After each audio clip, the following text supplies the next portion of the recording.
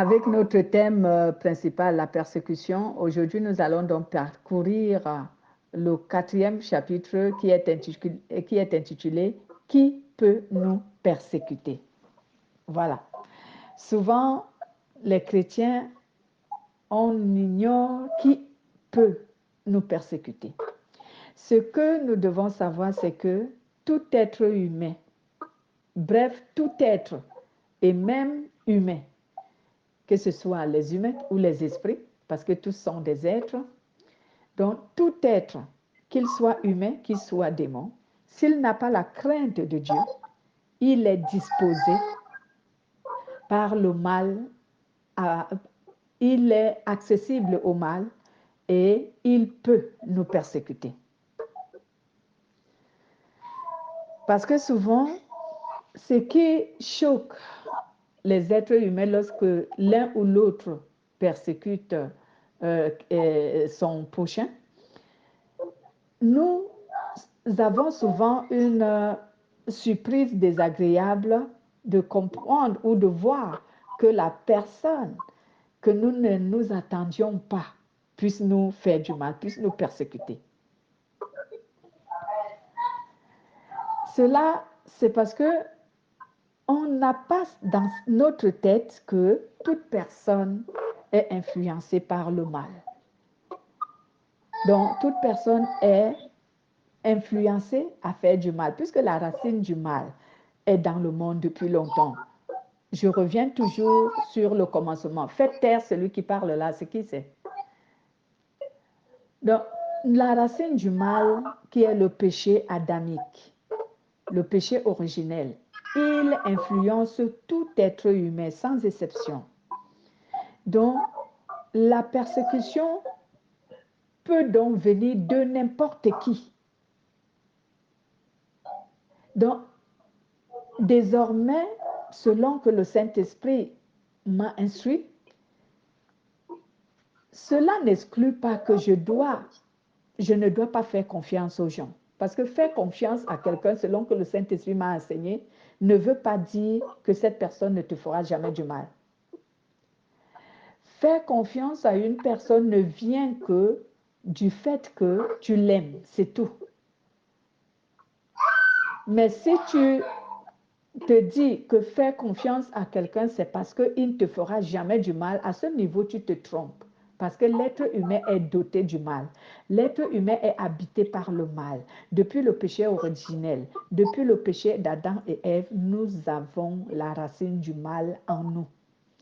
Donc, tout être humain, peu importe, ça peut être un parent, ça peut être un collègue, ça peut être un frère, ça peut être ton mari, ça peut être ta femme, ça peut être même ton voisin, ça peut être même quelqu'un que tu n'as jamais connu, mais qui est amené à te persécuter parce qu'en lui habite le mal et le mal l'influence et le domine. Donc, c'est pour cela que le Saint-Esprit nous enseigne ici que tout être, que cet être soit humain ou que cet être soit esprit, ces êtres peuvent tous nous persécuter, sauf si une personne a la crainte de Dieu. Donc, si je réitère ce que je venais de dire, toute personne et tout être peut nous persécuter lorsque cet être n'a pas la crainte de Dieu. Cela veut dire quoi, avoir la crainte de Dieu? Je vais vous expliquer cela afin que vous compreniez très bien. Cela veut dire quoi, avoir la crainte de Dieu? Avoir la crainte de Dieu, c'est que avoir peur d'offenser Dieu. Lorsque nous, en tant que chrétiens, nous nous abstenons à faire du mal, c'est parce que nous craignons d'offenser Dieu, parce que nous craignons d'attrister le Saint-Esprit. Et c'est pour cela que nous pouvons nous retenir et ne pas agir en mal ou parler en mal ou accomplir le mal juste parce que nous avons cette crainte-là. Nous ne voulons pas offenser notre Dieu, nous ne voulons pas attrister l'Esprit de Dieu qui habite en nous. Parce que dès que tu commets le péché, tu offenses Dieu et tu attristes l'Esprit de Dieu que Dieu a fait habiter en toi. Je pense que je me fais comprendre. Donc, voici donc ce qui amène le véritable chrétien à ne pas persécuter une autre personne, à ne même pas essayer, ni même manifester un quelconque comportement qui tend à la persécution. Parce qu'il a peur, parce que Dieu nous enseigne que si tu fais du mal à un être humain, c'est à lui que tu fais du mal. Cela voudrait dire que si tu offenses un être humain, tu offenses Dieu. Donc, quand un chrétien connaît cela et qu'il aime vraiment Dieu de tout son cœur, il a la crainte d'offenser Dieu. Voyons l'exemple. J'ai souvent l'habitude de prendre des exemples dans notre vie ou dans notre société ou dans le monde. Lorsque tu aimes une personne, n'est-ce pas, tu veux tout faire pour satisfaire cette personne par amour. Souvent, tu fais même des concessions juste pour satisfaire cette personne, pour faire plaisir à cette personne, pour ne pas offenser cette personne, parce que tu l'aimes. Et c'est comme cela que se manifeste le véritable chrétien. C'est ça le comportement d'un véritable chrétien, la nature d'un véritable chrétien, puisqu'il aime Dieu par-dessus tout. Alors, il a du mal, il se retient, même lorsque les occasions se présentent, il se retient de faire du mal à un être humain par amour pour Dieu, parce qu'il craint que s'il fait du mal à cet être humain, c'est qu'il a offensé Dieu. Il craint que s'il fait du mal à un être humain, c'est qu'il a attristé l'Esprit de Dieu que Dieu a fait habiter en lui. Donc, il se retient, il fait des concessions, des sacrifices pour essayer de ne pas persécuter quelqu'un d'autre. Mais lorsqu'une personne n'a pas la crainte de Dieu, il n'y a que la crainte de Dieu, j'insiste là-dessus, il n'y a que la crainte de Dieu qui peut permettre à un être humain de ne pas persécuter un autre. Mais si un être humain n'a pas la crainte de Dieu, il est disposé à te persécuter. L'ennemi peut l'utiliser pour te persécuter. Amen. Lisons le livre de Psaume 111, verset 10. Allons sur l'Ancien Testament. Le livre de Psaume 111.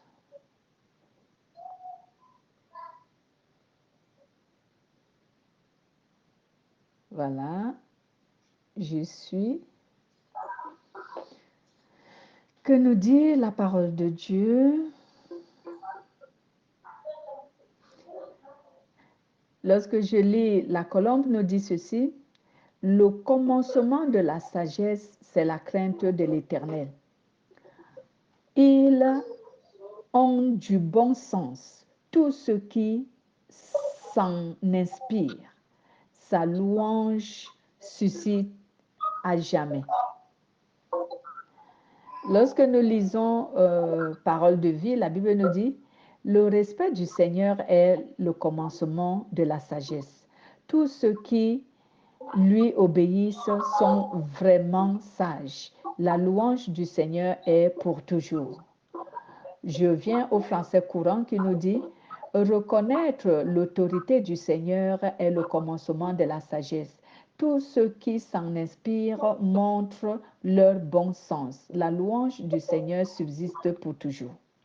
Donc, c'est ce que je venais tantôt de vous dire, que tout être humain qui a la crainte de Dieu ne peut pas se livrer à faire du mal à l'autre. Il ne peut pas le faire, même avec raison. Oui, je vais vraiment dans la profondeur, même avec raison. Parce que quelquefois, les gens nous offensent et nous nous rappelons de la parole de Dieu qui nous dit: ne rendez pas le mal pour le le mal. Ne rendez pas le mal par le mal. La Bible nous le dit dans plusieurs versets bibliques, dans Romains, dans 1 Pierre, ainsi de suite. Donc, nous ne rendons pas le mal. Pourquoi? Parce que le Saint-Esprit qui vit en nous nous rappelle que lorsque nous rendons le mal, nous offensons Dieu parce que nous ne nous serons pas comportés comme Dieu le voudrait. On n'aura pas agi comme Dieu le voudrait. Parce que Dieu nous dit, à moi la vengeance et à moi la rétribution. Donc, ce n'est pas à nous de se venger du mal qu'on nous fait, mais de laisser Dieu être notre juge et se venger comme il veut.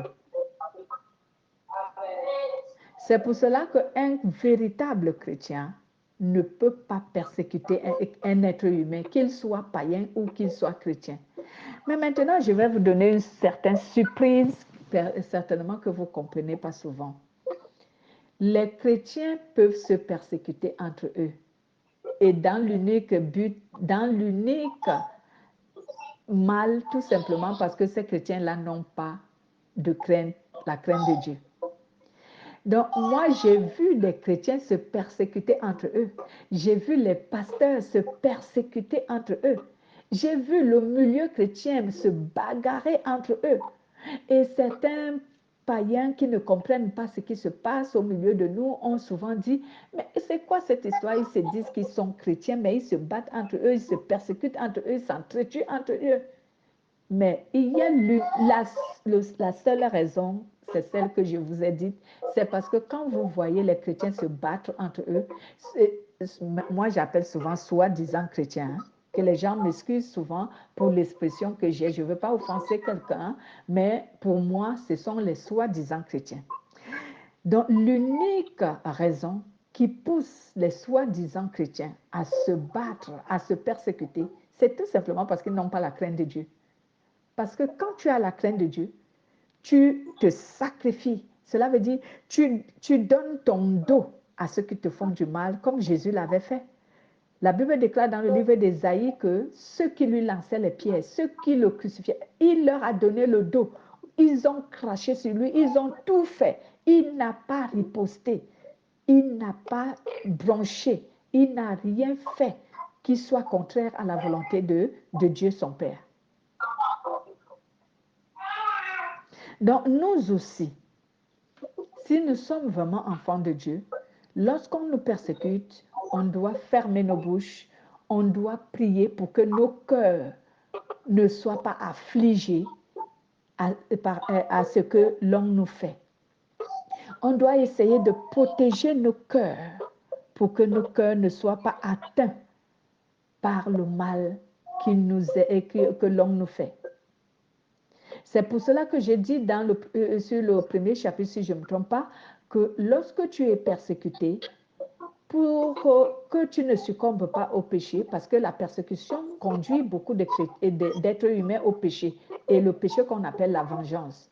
Donc, vaudrait mieux décréter un jeûne de prière pour que Dieu protège ton cœur de toute réaction contraire à sa volonté. Donc, tu dois décréter un jeûne de prière. Donc, cela revient sur notre 4e chapitre. Lorsque tu es persécuté, un véritable enfant de Dieu qui est persécuté, il entre dans les jeûnes de prière. Pas parce qu'il veut que Dieu détruise celui qui le persécute ou ceux qui le persécutent, mais tout simplement parce qu'il veille à son âme et à son cœur. Donc, il jeûne et prie pour que Dieu sécurise son cœur et son âme pour qu'il ne riposte pas, contrairement à la volonté de Dieu, à cette persécution. Parce que si tu ne pries pas, ton cœur sera tellement attristé que tu vas entrer dans une colère incontrôlable et tu es capable de faire le pire même que celui qui t'a persécuté. Tu es capable de faire le pire. Donc alors, il faut que tu pries, pas pour que celui qui te persécute soit détruit, mais pour que ton cœur soit protégé, ton cœur et ton âme soient protégés du mal, que ton cœur ne réagisse pas en mal ou négativement, que ton cœur ne s'adonne pas à faire ce que Dieu ne voudrait pas, ce que Dieu ne recommande pas. Donc, il faut jeûner, ce jeûne et cette prière que tu dois faire, c'est pour dire à Dieu, protège mon cœur et mon âme pour que je ne me venge pas, pour que je ne réagis pas à la provocation, à la persécution, pour que je pardonne, pour que je puisse pardonner cette personne qui me persécute, pour que je puisse te laisser l'occasion de me justifier. C'est pour cela que tu dois prier. Prier et jeûner. Et le véritable chrétien, c'est ce qu'il fait. Le péché est enraciné dans le cœur des êtres humains. Alors, ne te dis pas que telle personne avec qui je partage ma vie ne va jamais me persécuter. Non, je vous assure même que c'est les personnes qui nous sont très proches qui sont utilisées pour nous persécuter. Lisons un peu Matthieu 10, 36. Matthieu chapitre 10, verset 36.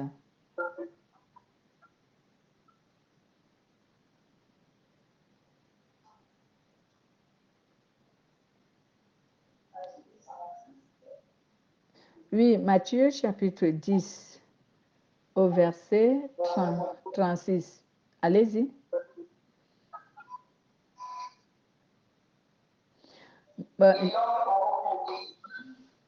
Oui. Voilà. La Bible nous dit, et l'homme aura pour ennemi les gens de sa propre maison. Donc, quand la Bible nous dit que l'homme aura pour ennemi les gens de sa propre maison, cela voudrait dire que toute personne peut être un instrument de l'ennemi pour nous persécuter. Oui. Donc, attends-toi à cela et ne te dis pas que pourquoi. Non, la raison, c'est parce qu'en lui habite la racine du péché adamique. Donc, c'est tout à fait naturel qu'il puisse te persécuter parce que le péché l'influence et le péché le domine. Parce que le péché domine toute personne qui n'a pas le Saint-Esprit. Nous avons appris ça. Toute personne qui n'a pas le Saint-Esprit, le péché le domine.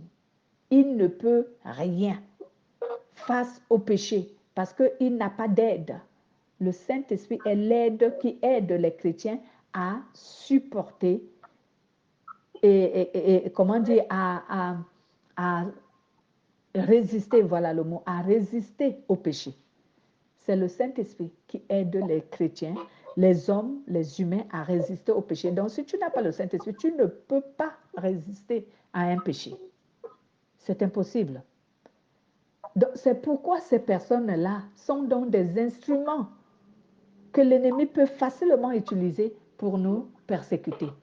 Et pourquoi il ne peut pas utiliser un chrétien qui a la crainte de Dieu? Parce que ce chrétien a le Saint-Esprit qui protège son cœur du péché.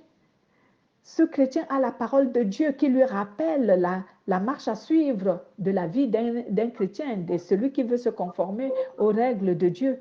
Donc, celui-là, il est difficile que Satan l'utilise ou que l'influence du mal l'utilise pour persécuter un autre. Donc, la racine du péché dans le corps d'une personne qui a la crainte de Dieu, qui a le Saint-Esprit, la racine du péché n'a pas le pouvoir. Amen. La racine du péché n'a donc pas le pouvoir dans les cœurs de ceux qui ont le Saint-Esprit. Parce que le Saint-Esprit, à chaque fois, joue son rôle d'anéantir le péché dans le cœur de celui qui l'habite. Donc, et c'est pourquoi j'avais souvent enseigné qu'il faut toujours avoir la connaissance de la parole de Dieu, il faut toujours méditer la parole de Dieu, il faut toujours apprendre à connaître la parole de Dieu, parce que c'est cette parole que le Saint-Esprit utilise pour anéantir la puissance, l'autorité, la domination du péché dans nos cœurs.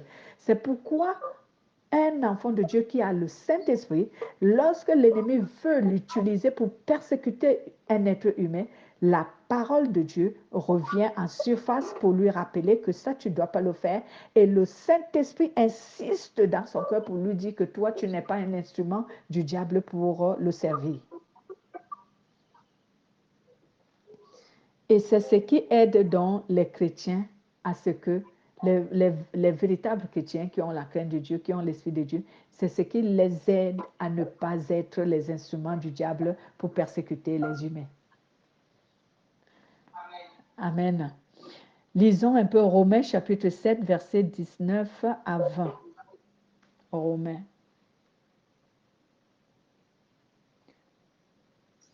Romains chapitre 7, versets 19 à 20.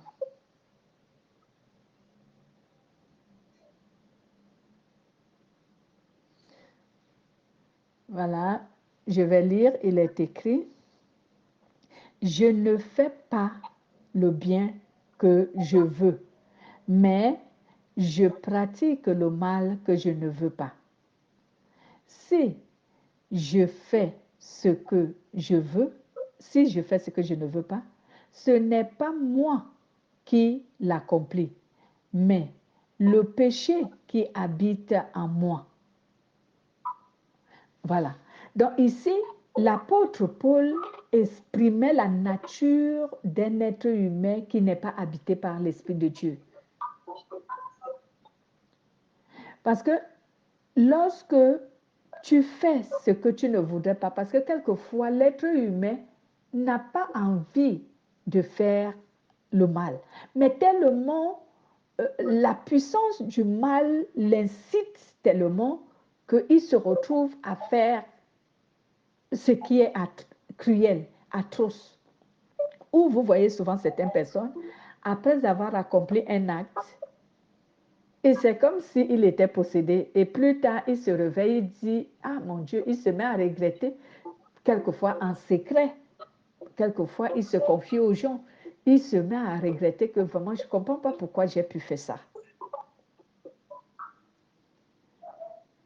Mais parce qu'en lui, il n'y a pas la sécurité, il n'a pas le Saint-Esprit qui peut sécuriser son cœur et l'empêcher de se soumettre à la nature du péché qui l'influence. Donc, en tant qu'enfant de Dieu, nous avons vraiment l'avantage. Et souvent, les gens méprisent cet avantage parce qu'ils ne connaissent pas l'importance de cet avantage. Nous, l'ennemi ne peut pas nous soumettre au péché comme il le voudrait. Parce que le Saint-Esprit protège nos cœurs et nos âmes. Et la parole de Dieu nous rappelle ce que nous devons faire. Alors que quelqu'un qui n'a pas le Saint-Esprit, il est exposé, il est vraiment un véritable instrument pour Satan pour faire ce que Satan veut. Voici donc pourquoi tu peux donc te rendre compte aujourd'hui que n'importe qui peut te persécuter. Et si tu vois aujourd'hui, donc tu as reçu un enseignement, si tu vois quelqu'un te persécuter, sache tout simplement qu'il n'a pas la crainte de Dieu. L'Esprit de Dieu n'est pas en lui et il n'a pas la crainte de Dieu. Parce que s'il a la crainte de Dieu, il ne va pas te persécuter. Et une autre raison qui peut te pousser à pardonner celui qui te persécute, sache qu'il n'a aucune force de se retenir face à la manœuvre de Satan qui pousse les gens au péché parce que lui, il n'a pas le Saint-Esprit. Il ne peut pas. Donc, dès que Satan influence son cœur, il va se soumettre. Dès que le mal influence son cœur, il va se soumettre et il va te faire du mal, juste parce que son cœur n'est pas protégé par l'Esprit de Dieu. Et la parole de Dieu ne lui rappelle rien. Il ne connaît pas la parole de Dieu, il n'a pas le Saint-Esprit. Qui va lui rappeler que ne fait pas ceci? À l'instant que le Saint-Esprit influence son cœur, à l'instant que le mal, la nature du mal influence son cœur, il se soumet. Et il accomplit le mal que l'ennemi attend de lui, que l'ennemi veut qu'il fasse. C'est pour ça que, quelquefois, même si nous considérons que ces gens-là sont conscients, mais quelquefois, il y a une force qui les pousse à devenir ce qu'ils sont. C'est pas vraiment, comme Paul disait ici, c'est pas vraiment, je ne peux pas dire qu'ils ne sont pas impliqués dans ce mal. Ils sont impliqués parce que c'est eux qui le font, mais il y a une puissance derrière qui les pousse à faire cela. Mais si tu dis ça à quelqu'un que si tu me persécutes, c'est parce que vraiment tu es influencé par le mal, il va se fâcher très, très mal. Parce que ne va pas, les gens n'aiment pas qu'on dise qu'ils sont influencés par le pouvoir du mal, alors que c'est souvent le cas. Donc, c'est par là que s'arrête notre enseignement aujourd'hui. Y avait-il des questions? Vous voulez rebondir sur quelque chose?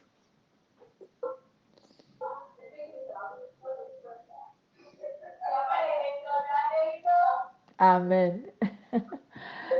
Prions donc et remercions le Seigneur. Edeline, remercie le Seigneur pour nous.